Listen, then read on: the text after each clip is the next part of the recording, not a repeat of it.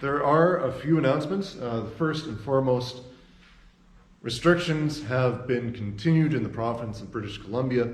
They are in effect until February 5th. So after February 5th, hopefully we can come back into this building for services and Bible studies. But until then, we will continue online, continue with Bible studies and worship services. Bible studies are back this week. So this morning we had our first Bible study back. It was not recorded and will not be online because we had a lively discussion, actually, not about the topic that I was thinking that we might do today, but we had a lively discussion about the restrictions, public speech, government platforms, things like this, and how we as Christians deal with them. So it was an interesting conversation that we had, which wasn't really much of a study, but just a discussion. So that's why I didn't record it.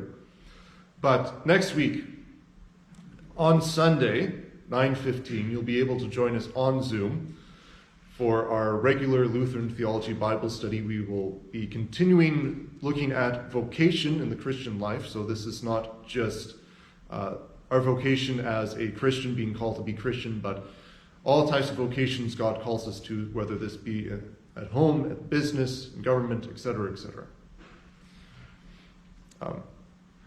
Also, this week, Tuesday morning, 10 a.m., Job Bible study will be back. We will get to Job chapters 6 and 7, or at least start on them. It took us a few months to actually get to cover the first 5 chapters, so I don't think we'll get 2 chapters in one day. Saturday, we will have at 1 p.m. a memorial service for Don Troutman. This has been pushed back twice now, and I do not want to push it back anymore. I don't think it's fair to anyone if we keep pushing this back, especially when we don't have a guarantee that the restrictions will definitely end on February 5th. So, we will have the memorial service for Don Troutman here at the church, 1 p.m. As per restriction guidelines, we are allowed to have 10 people in this building. So if you are planning to attend, please send me an email, and I will try and see how many of us can fit in the building. But in mind that we can only have 10 people in the building, this will be live streamed.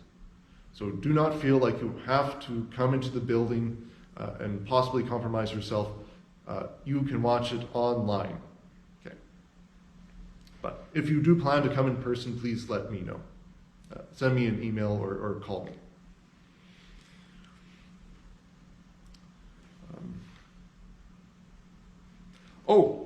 I just wanted to highlight, if anyone knows of a 2-bedroom suite in a house or condo, preferably non-smoking and not new construction, newly built, with no cats, please call Gail Dixon. Her phone number is on the emailed out bulletin.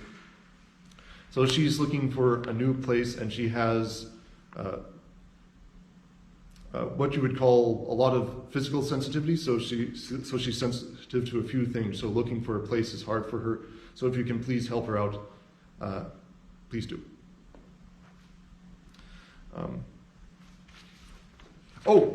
Newsletter is out. Newsletter is out. And there's a couple things in there that I would like to touch upon. I am going to try to bring back Theology on Tap. But since we can't be on tap, we can't go out to a bar as a group or anything like that, we'll be doing Theology Tapped In. So this will be an online discussion group in the evening on Saturday, first Saturday of the month. We'll see how this works and how this gets started up. So the first one will be the first Saturday of February, 7 p.m. There will be more announcements on that as I continue. I'm also going to, I've also started up an adult catechism study on Saturdays.